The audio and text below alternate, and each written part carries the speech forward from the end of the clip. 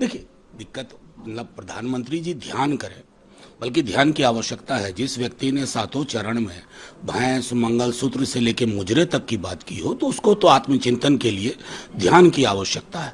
लेकिन मैंने भी प्रधानमंत्री से आग्रह किया कि प्रधानमंत्री जी, ध्यान में जब 8-10 कैमरा होता है ना, तो व्यवधान उत्पन्न होता है। ध्यान करिए। ध्यान के नाम पर पाखंड और ढोंग से वो परमात्मा भी नाराज होंगे जिनके हवाले से आपने कहा कि आपका बायोलॉजिकल जन्म नहीं हुआ। तो आग्रह है प्रधानमंत्री जी से, मानते किसकी हैं, सुनते किसकी हैं, लेकिन कैमरा के साथ ध्यान, कैमरा मुक्त ध्यान करिए प्रधानमंत्री जी। आपको आवश्यकता है, पश्चाताप भी करिए कि आपने विमर्श को इस पूरे सातों चरण में कहां से कहां पहुंचा दिया। लेकिन कन्याकुमारी जाना, पूजा पाठ करना, तो ये सही बात है ना? नहीं, बिल्कुल सही, नहीं, बिल्कुल सही बात है। लेकिन इस देश में एक साइलेंट पीरियड होता है चुनाव में। अब मैं बता रहा हूं कि प्रधानमंत्री जी ध्यान जाएंगे, 8 एंगल से कैमरा होगा, वो टेलीकास्ट होगा। क्या ये लेवल प्लेइंग फील्ड है?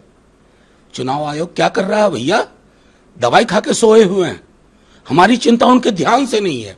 खूब ध्यान करिए, बल्कि आपको जरूरत है, आपको बेहद आवश्यकता है। 2 दिन क्या, 6 दिन का ध्यान करिए। अब 5-6 जून को आइए, लेकिन कैमरा मत ले जाइए। और सबको इंस्ट्रक्शन पीएमओ से जो जाता है ना, उसको रुकवा दीजिए कि प्रधानमंत्री जी ध्यान में हैं, 8 कैमरा लगा हुआ सब तरफ से। ये उचित नहीं है ना। ये ध्यान के नाम पर लोगों के साथ धोखाधड़ी है। राहुल गांधी ने प्रधानमंत्री की डिग्री को लेकर फिर से सवाल उठाया, कहा कि महात्मा गांधी के बारे में उन्हें जानकारी नहीं है, वो क्या था? आप बताइए, कल जो प्रधानमंत्री जी ने कहा, अगर आप में हम में से किसी ने कहा होता तो लोग क्या कहते? कैसा अनपढ़ आदमी है भाई, कैसी मूर्खतापूर्ण बातें कर रहा है। मतलब एटनबरो की फिल्म जो 82 में बनी, उससे पहले गांधी को कोई नहीं जानता था। शायद आप ना जानते हो, क्योंकि आपकी पूरी की पूरी ट्रेनिंग कहां से हुई हमें पता है।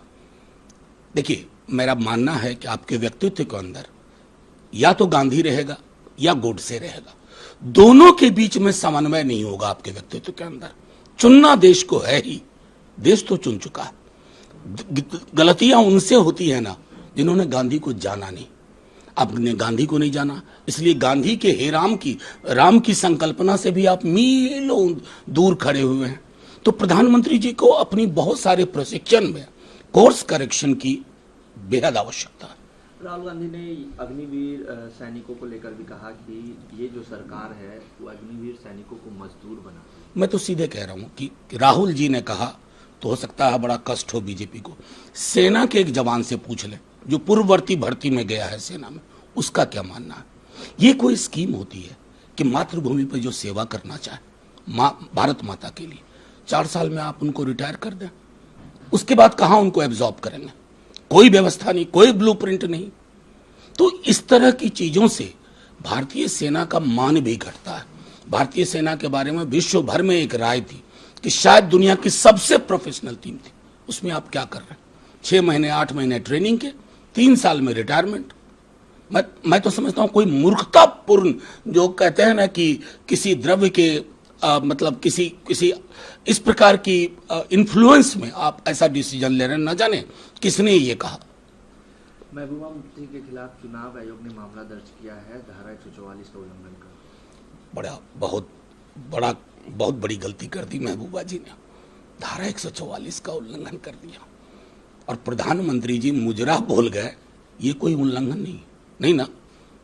भैंस खोल लेंगे, ये उल्लंघन नहीं है। मंगलसूत्र छीन लेंगे, ये उल्लंघन नहीं है। विपक्ष जीत गया तो टोटी तोड़ देगा, ये उल्लंघन नहीं है। विपक्ष जीत गया तो बिजली काट देगा, ये उल्लंघन नहीं है। जो फलाने को लाए हैं हम उनको लाएंगे, ये उल्लंघन नहीं है। धार्मिक ध्रुवीकरण करो, हिंदू मुसलमान करते रहो, ये उल्लंघन नहीं है। बाहर है चुनाव आयोग, प्रणाम आपको। हम लोगों को व्यवस्थाएं जब बदलेंगे ना, तो चुनाव आयोग में लोगों की नियुक्तियां कैसी होना, इस पर बदलाव होना चाहिए। अन्यथा एक प्लायंट इंस्टीट्यूशन के रूप में हमेशा जाना जाएगा। मनोज जी, अंतिम चरण का चुनाव बाकी है, 6 चरणों के मतदान हो गए हैं।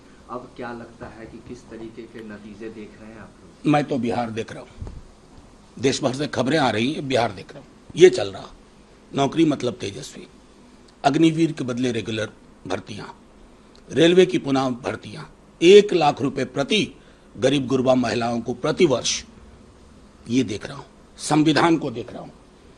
इसको बचाने के लिए दलित, पिछड़ा, अल्पसंख्यक और प्रगतिशील सवर्ण समाज के भी प्रगतिशील लोग इकट्ठा हो गए। बस यही देख रहा हूं। जैसे तेजस्वी जी ने कहा, मैं मछली की आंख देख रहा हूं।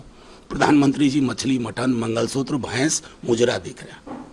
लेकिन आपके विरोधी भी ये कह रहे हैं कि इन लोगों के पास कोई मुद्दे नहीं थे और अब जब चुनाव हमारे पक्ष में आ रहे हैं और 400 पार का लक्ष्य हमारा हो गया। अच्छा, मैं कहूं, आपसे बहुत ईमानदारी से पूछ रहा हूं, हमारे मैनिफेस्टो के बारे में तो आप जानते हैं। बीजेपी के मैनिफेस्टो की 4 बात बता दीजिए। प्रधानमंत्री जी तक अपने मैनिफेस्टो पर नहीं बोले, जेपी नड्डा नहीं बोले, अमित शाह नहीं बोले, राजनाथ सिंह नहीं बोले, क्योंकि मैनिफेस्टो है ही नहीं। एक ही मैनिफेस्टो है, हिंदू मुसलमान, इंडिया पाकिस्तान, भैंस, मंगलसूत्र, मुजरा, ये मैनिफेस्टो है आपका।